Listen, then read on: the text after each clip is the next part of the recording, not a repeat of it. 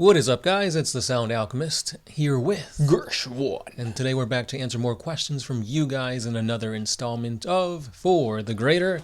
This is a video series where we answer the questions left by you, the viewer. If you have a question for us, comment down below. Put question in front of your question because we get those questions first.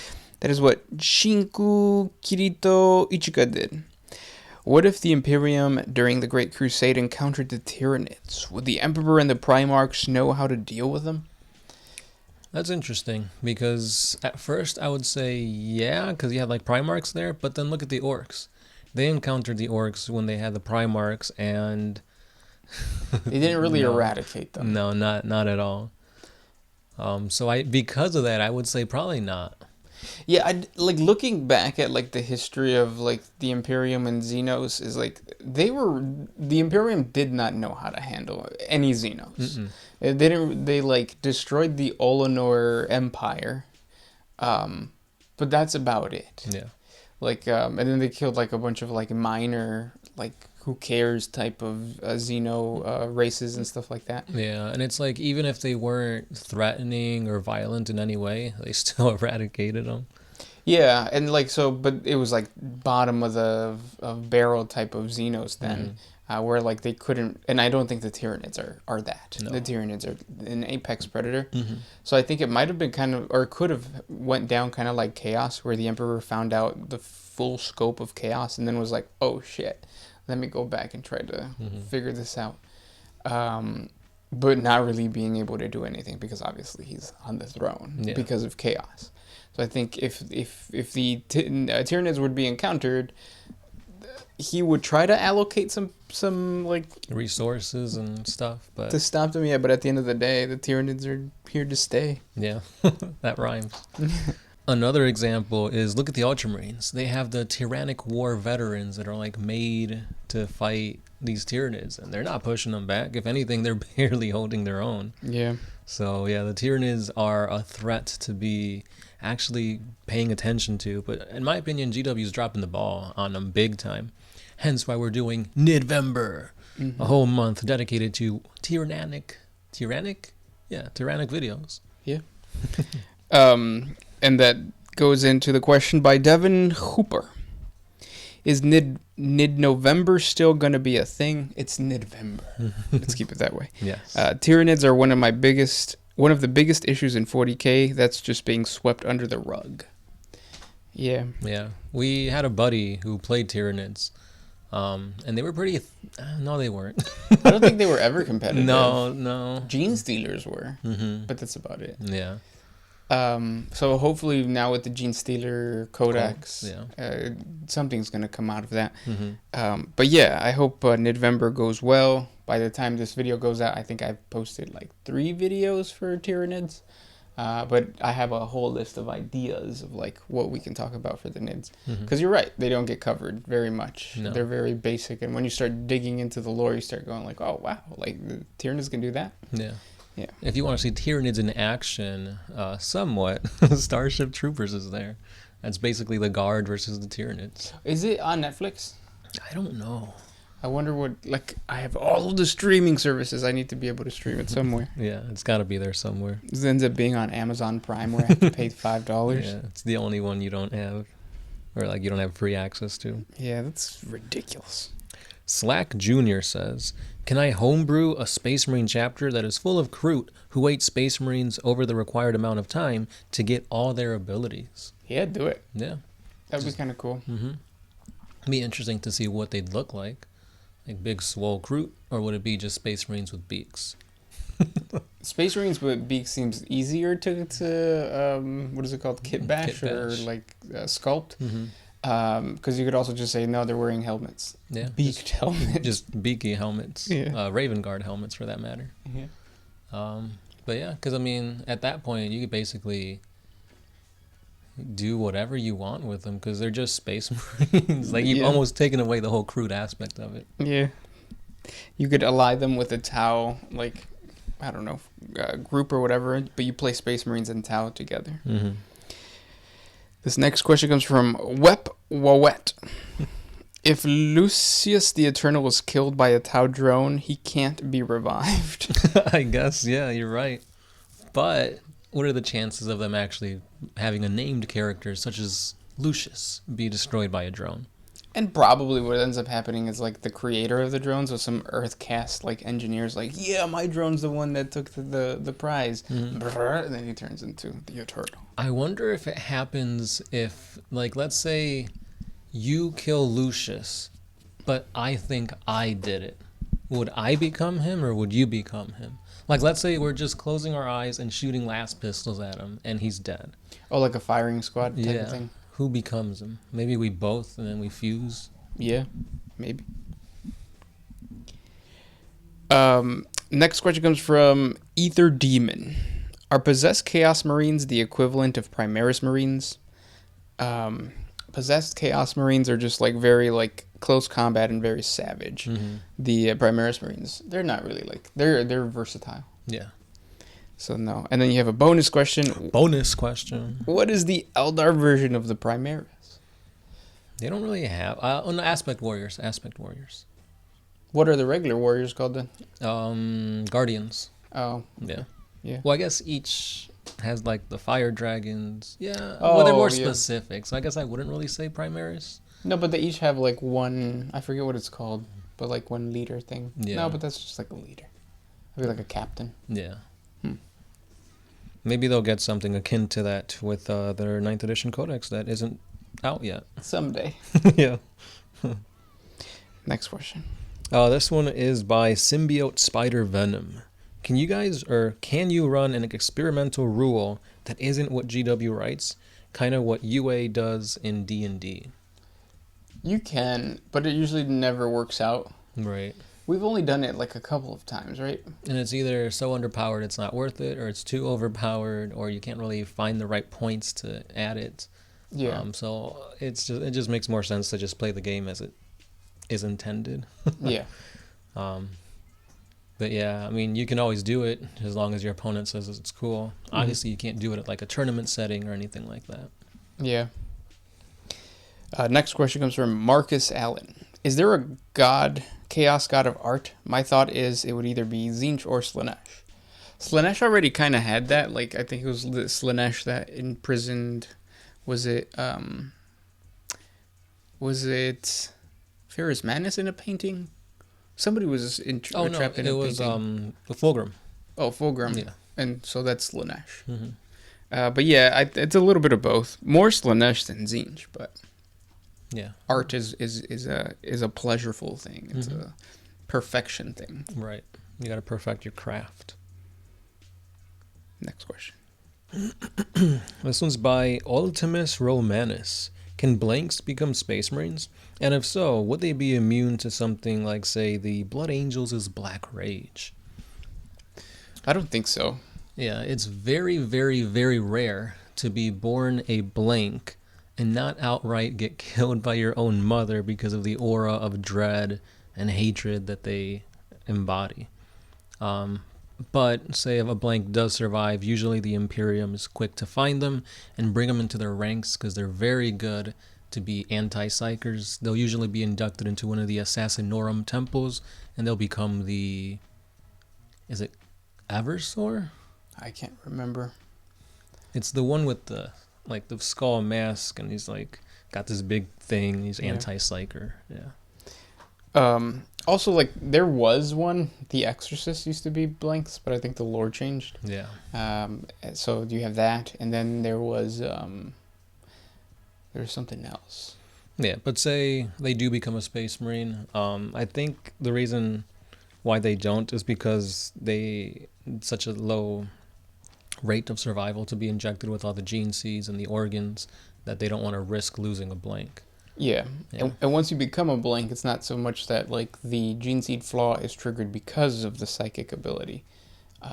It's triggered just because that's the gene seed flaw. It's that mental connection that it makes basically blood angels thirst for blood. It's physiological, for the red thirst, not psychic. Yeah. Although the Black Rage is a psychic backlash that affects all of them. Yeah, that one, yes. Yes. So they wouldn't get the red thirst, but they could be... They would get the red thirst, but they would not get the black rage. Maybe. Yeah. It's never happened. Next question comes from... I got one by J-Day. So Rogodorn always gets written off as simply the best defender and fortress maker. Now I have a theory that if he is the best defender, wouldn't he also be the best strategist when it comes to siege warfare and attacking heavily entrenched positions? You would think he'd be the best at unraveling any defense. Thoughts? Over what?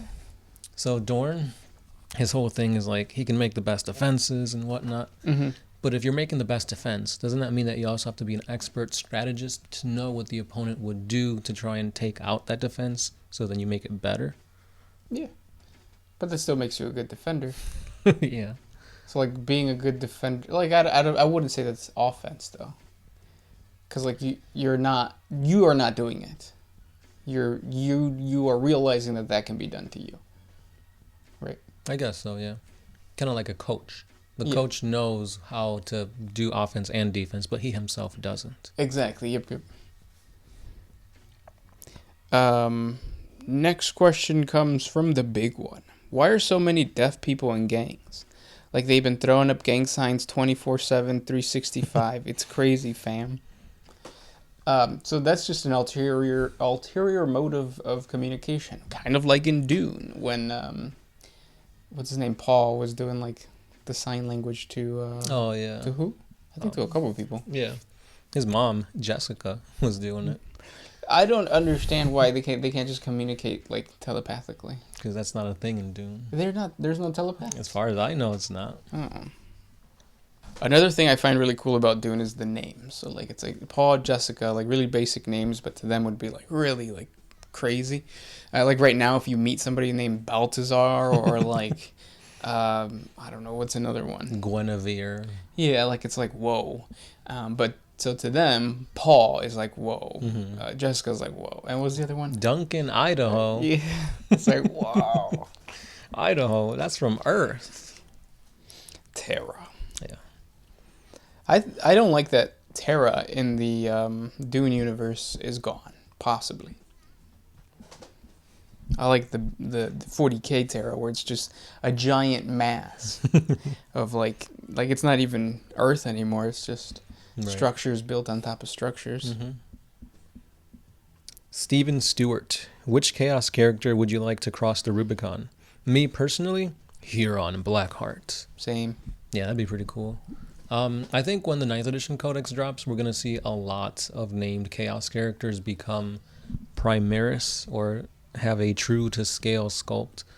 Because, when you look at them, like they're too squatty. They just look weird now. When you see like the Primaris Marines and whatnot. Yeah. But I think I definitely want to see, what's his name? Ahriman. That would be another really good one. Mm-hmm. Because he needs a new model. I feel like the model that he has is too wizardy. Yeah. I need something more grim dark instead of more Harry Potter. Yeah. Although he kind of got a newer sculpt kind of recently, so... But it's just kind of the same thing, right? It's the same pose. Basically, yeah. I don't like that. Who's the guy that just recently got a new? It's probably a Black Templar that got a really badass. Yeah, with the orc, right? He's killing the orc. I thought that was cool. Yeah, very scenic base. Yeah. This isn't a question, but I think it's funny. Sean M says GW went woke when they introduced the Tau. Yeah. Right. It is about community and building a better future. Unwoke people are against that, I guess. I don't know. Next question. This one's from Timothy Armstrong. Mm-hmm. Exactly how autonomous are the Inquisition? Like, if the Emperor himself gave an order, can they disobey? No. Yeah. The Emperor is, like, the top tier. Like, if he says something, you got to do it. You kind of also, like, somebody needs to know that you need to do it. Because, like, when Gilliman talked to the Emperor, what's to say that he's just lying? Like, we don't really know. Exactly. He could be talking to him. He could just be like, walk into the room, wait like 20 minutes, and then come back. Like, hey, this is what he said. But yeah. All right. We got a long one here by Sir Robert Strong. So I've got some questions regarding the progenoid glands. Can Space Marine chapters make more progenoid glands? If so, how can some chapters die out? Like, for example, the Celestian Lions are close to being extinguished due to pissing off the Inquisition. Can't the Imperium just create more Celestial Lion progenoid glands and implant them? Doesn't the Mechanicus have all samples of Space Marine gene seeds? So even if all 1,000 Marines die, can't the Mechanicus just create more of these glands and reestablish these chapters? No. Yeah. So they have a contract with the Adeptus Mechanicus, and the Adeptus Mechanicus forces them to basically give all the gene seed reserves. They need to test those gene seed reserves. But low-key, all they're basically doing is like, hey, like, we want to have control. Mm-hmm. We know we can teach you guys to do this, but then we lose control, so we're not going to do that. Right. Kind of like in Dune, like you got the Batista dudes who are like big and powerful, and then you have the Emperor saying, hey, you guys got to pull back. They didn't want to, but they did, and now you see that they're pretty powerful and strong, so the Atreus household like had no, like they couldn't do anything about it. Like they kind of had to like listen. Yep. So it's all like political games over political games that serves to kind of create checks and balances. Yeah, where it's like, hey, give us a gene seed sample to test for impurities and chaos taint. And it's like, well, we don't have to, but, you know, it's part of the system. He's got a second question. The Space Marine Apothecary saves the progenoid glands of fallen Space Marines so they can be implanted into the next generation. Does that have any effect on the new Space Marine? For example, does the personality and preferences of the old Space Marine transfer to the new one? Maybe some habits, mannerisms, fighting styles, etc. Not of the previous Battle Brother, but of the Primarch.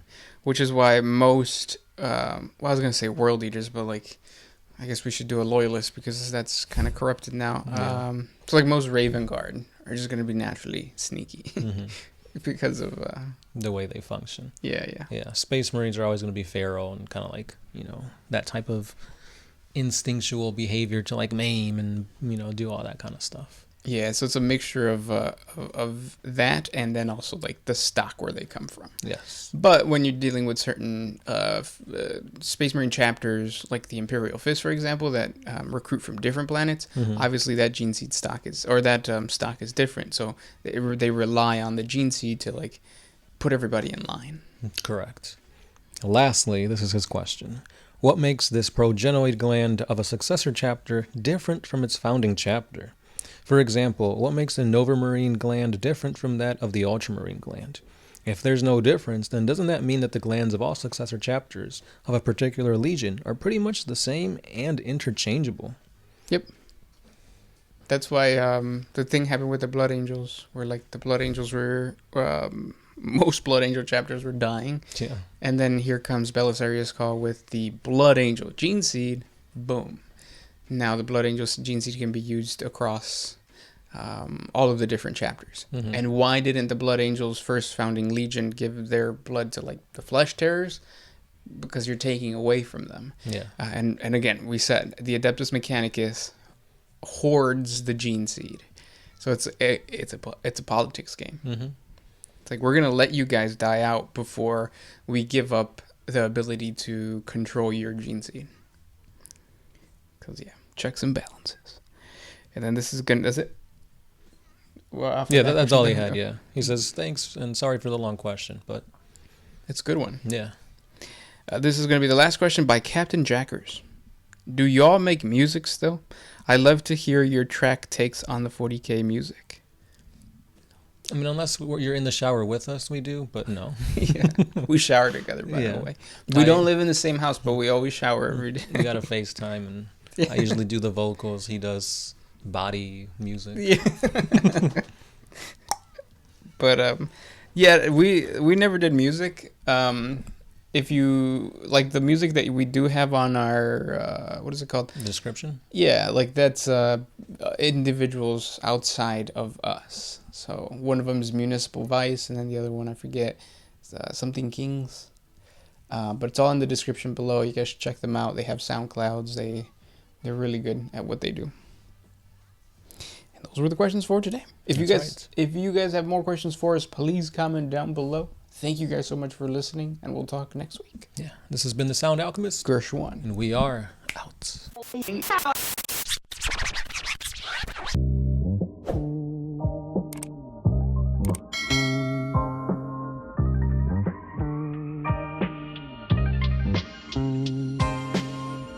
Always used to put my freedom first.